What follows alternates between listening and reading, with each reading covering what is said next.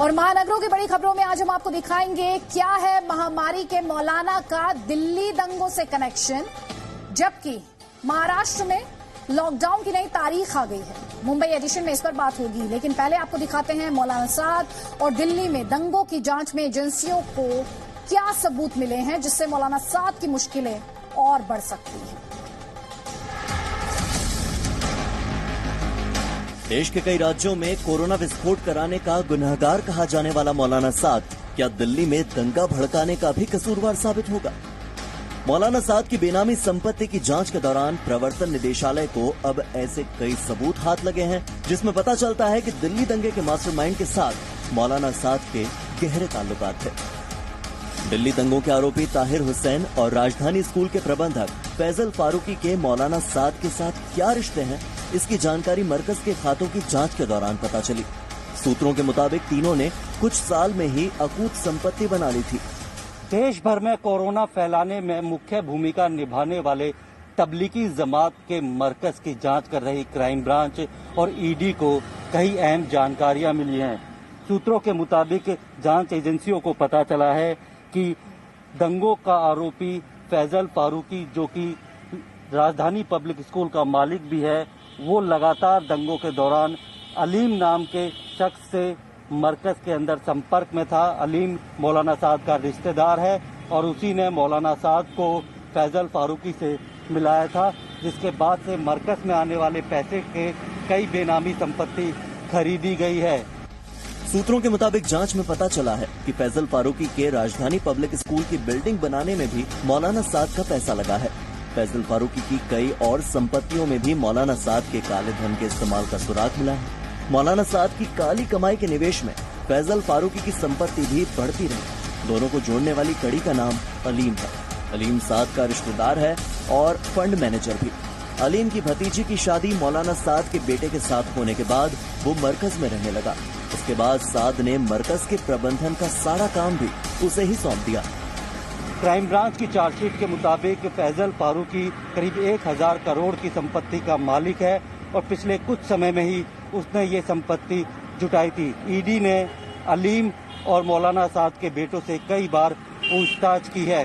वहीं अब जांच एजेंसियों को शक है कि विदेशों से हवाला के जरिए आने वाले पैसे का इस्तेमाल फैजल फारूकी के जरिए वो कई बेनामी संपत्ति खरीदने में किया गया है। इस बात की जांच अब एजेंसियां कर रही हैं। कॉल डिटेल्स से पता चला है कि जिस वक्त दिल्ली में दंगे भड़के थे तब अलीम और फैजल के बीच कई बार बातचीत हुई थी। सवाल है कि मौलाना साद का फाइनेंस मैनेजर उस वक्त दंगे कराने वालों से बार बार बात क्यों कर रहा था। सूत्रों के मुताबिक मौलाना साद ने मरकज से अकूत दौलत कमाई है। उसे निवेश करने के लिए भी साद ने अपने नेटवर्क को काफी फैला रखा है। दिल्ली के जकीर नगर की आलीशान कोठी जिसमें मौलाना साद कई महीनों से छिपा रहा, वो अलीम के नाम है। लेकिन जांच एजेंसियों को शक है कि कोठी भी साद की काली कमाई से बनाई गई है। मौलाना साद की बेनामी संपत्ति की लिस्ट भी काफी लंबी है, जिसकी जांच फिलहाल जारी है।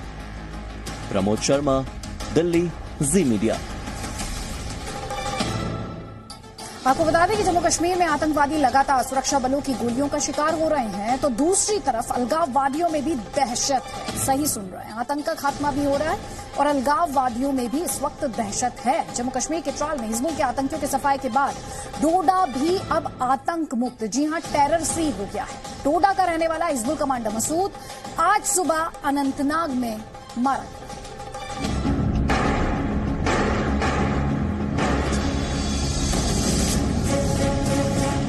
आज राष्ट्रहित में जम्मू कश्मीर से दो बड़ी खबरें आई। अनंतनाग में 3 आतंकी मारे गए, जिसमें डोडा का आखिरी आतंकी भी शामिल था। इसके साथ ही त्राल के बाद डोडा भी आतंक मुक्त हो गया है। तो वहीं सैयद अली शाह गिलानी के हुर्रियत कॉन्फ्रेंस से इस्तीफे के बाद घाटी से अलगाववादियों की दुकान भी अब बंद हो गई है। अनंतनाग में मुठभेड़ में 3 आतंकवादी मारे गए हैं। जम्मू कश्मीर पुलिस और सुरक्षा बलों का साझा ऑपरेशन कल रात 11 बजे शुरू हुआ था। मारे गए आतंकियों में हिजबुल कमांडर मसूद और लश्कर के 2 आतंकी शामिल हैं। मसूद डोडा जिले में जिंदा बचा आखिरी आतंकी था। इन तीनों के पास से एक AK-47 और 2 पिस्तौल भी बरामद हुई। अनंतनाग में सिक्योरिटी फोर्स ने 3 टेररिस्ट को ढेर किया। इस साल के शुरू से लेकर अभी तक हिंदुस्तान की सिक्योरिटी फोर्स ने 47 ऑपरेशन किए हैं। और इन 47 ऑपरेशन में 120 टेररिस्ट को मारा, जिसमें अनेकों टेररिस्ट पाकिस्तान के थे। इससे साफ तौर पर नजर आता है कि हिजबुल मुजाहिदीन, LT और जैश ए मोहम्मद की रीढ़ की हड्डी कश्मीर में तोड़ दी है। इस सारे के सारे ऑपरेशंस में हार्ड एविडेंस था जो लोकल ने सप्लाई किया था, जिसके तहत ये ऑपरेशन को लॉन्च किया गया था।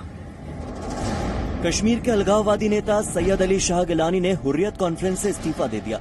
ऑडियो मैसेज में गिलानी ने कहा, हुर्रियत कॉन्फ्रेंस के मौजूदा हालात को देखते हुए मैंने हर तरह से अलग होने का फैसला किया है। फैसले के बारे में हुर्रियत के सारे लोगों को चिट्ठी लिखकर सूचना दे दी गई है। अब आपको ये समझना बेहद जरूरी है कि आखिर हुर्रियत कॉन्फ्रेंस में इतनी हताशा क्यों है। सरकार 18 अलगाववादियों की सुरक्षा खत्म कर चुकी है। टेरर फंडिंग में कई अलगाववादी नेता जेल भेजे जा चुके हैं। अलगाववादियों को पाकिस्तान से फंडिंग लगभग बंद हो गई है। पत्थरबाजों को देने के लिए अब पैसा नहीं मिल पा रहा। JKLF को प्रतिबंधित संगठन घोषित किया जा चुका है। अलगाववादी 370 हटने के बाद कश्मीर का माहौल बदलने से परेशान है। दरअसल कश्मीर में सेना के आतंक मुक्त अभियान से अलगाववादियों की भी कमर टूट गई है। खालिद हुसैन के साथ ब्यूरो रिपोर्ट, जी मीडिया। आपके लिए यहाँ पर यह समझना बेहद जरूरी कि आतंक के खिलाफ मोदी सरकार की सख्त नीतियों की वजह से किस तरह 2014 से लेकर लगातार आतंकियों का खात्मा हो रहा है। आपको हम दिखाते हैं कि कैसे 2014 से लेकर अब तक आतंकियों का सफाया किया गया है। तो 2014 में आप अपनी स्क्रीन पर देख रहे हैं 110 आतंकी मारे गए थे। 2015 की बात करें तो 108 आतंकी मारे गए। 2016 की बात करें तो 150 आतंकियों का सफाया किया गया और ये नंबर काफी बढ़ गया 2017 में, जब 213 आतंकी मारे गए। 2018 में ये नंबर और बढ़ा और 250 पार कर गया, 257 आतंकियों का खात्मा किया गया। 2019 में 157 आतंकियों का काम तमाम किया गया और 2020 में अगर अभी तक हम बात करें तो 116 आतंकी मारे गए। तो ये तो रही जम्मू कश्मीर में आतंक के खात्मे की बात। अब रुक करेंगे राजधानी दिल्ली का और जल्दी से आपको बताएंगे दिल्ली में कोरोना अपडेट को लेकर डिटेल्स क्या है।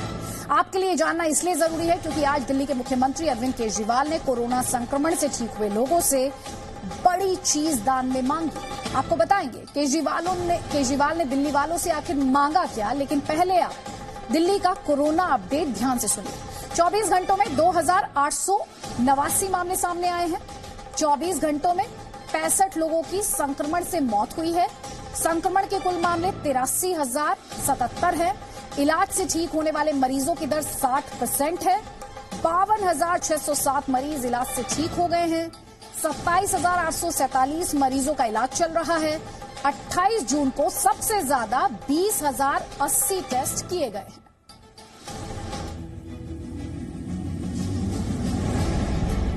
दिल्ली में कोरोना संक्रमण की वजह से मौत के बढ़ते मामलों के बीच केजरीवाल सरकार ने बड़ा फैसला लिया है।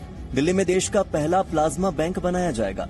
दिल्ली सरकार institute of liver and biliary sciences यानी ILBS में प्लाज्मा बैंक बनाएगी। तो इस टाइम लोग प्लाज्मा लेने के लिए दर दर की ठोकरें खा रहे हैं। इसीलिए दिल्ली सरकार ने तय किया है कि हम दिल्ली में प्लाज्मा बैंक बनाएंगे।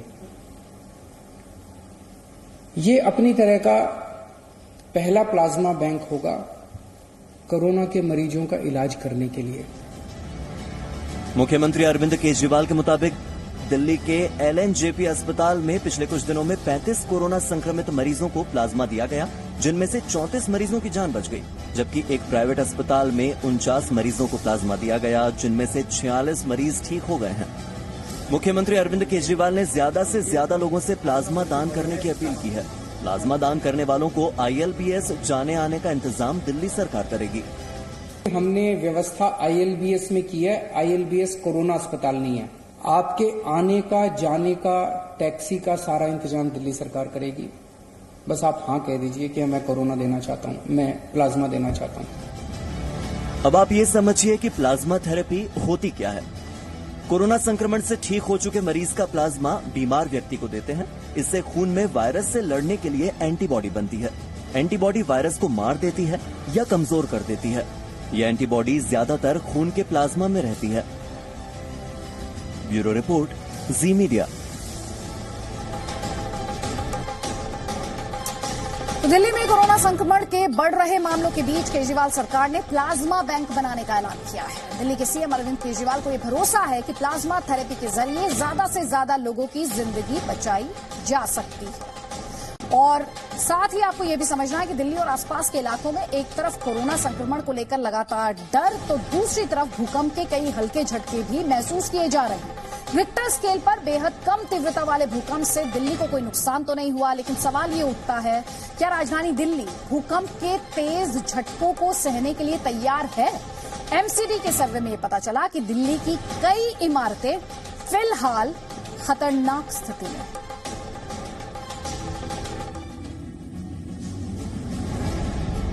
देश की राजधानी दिल्ली में कई ऊंची और आलीशान इमारतें हैं, लेकिन क्या खूबसूरत दिखने वाली ये इमारतें भूकंप को झेलने के काबिल भी हैं?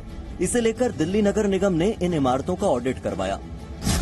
एमसीडी ने 30 साल या इससे पुरानी इमारतों को नोटिस दिया था। ऑडिट में पता चला कि 90% पुरानी इमारतें खतरनाक हो चुकी हैं। इमारतों के बीम और कॉलम में दरारें आ चुकी है। भूकंप के तेज झटके से इमारतें गिर भी सकती हैं। ऐसे में तीनों एमसीडी ने कुल 266 पुरानी इमारतों को नोटिस दिया है। जिन इमारतों को नोटिस दिया गया उनमें स्कूल, हाउसिंग सोसाइटी और कमर्शियल बिल्डिंग शामिल है। दिल्ली एक हिस्टोरिकल सिटी है जिसका कि डेवलपमेंट हम पिछले 500-700 साल से देख रहे हैं कंटिन्यूअसली, और ये सीस्मिक जोन 4 में आता है। सीस्मिक जोन का अर्थ ये है कि यहाँ पे अगर भूकंप आता है उसकी फ्रीक्वेंसी रिचर्ड स्केल पे 5.5 से लेकर 6.7 तक हो सकती है। इसका मतलब ये कि बिल्डिंगें धराशायी हो सकती हैं अगर वो स्ट्रक्चरली प्रॉपर्ली डिजाइन और कंस्ट्रक्शन नहीं किया गया है। Presenting B News app available on Google Play and App Store. Download it now.